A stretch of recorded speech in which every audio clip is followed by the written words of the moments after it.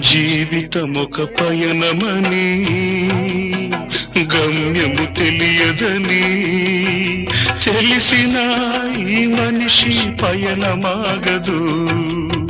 జననం ధర్మమని మరణం కర్మమని తెలిసిన జనన మరణ చక్రమాగదు.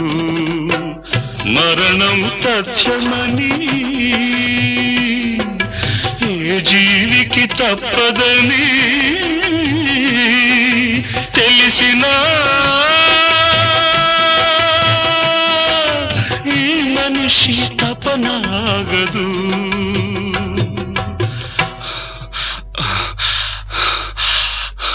ఈ బ్రతుకు తపనాగదు. ఆగదు ఏ నిమిషము నీ కోసము.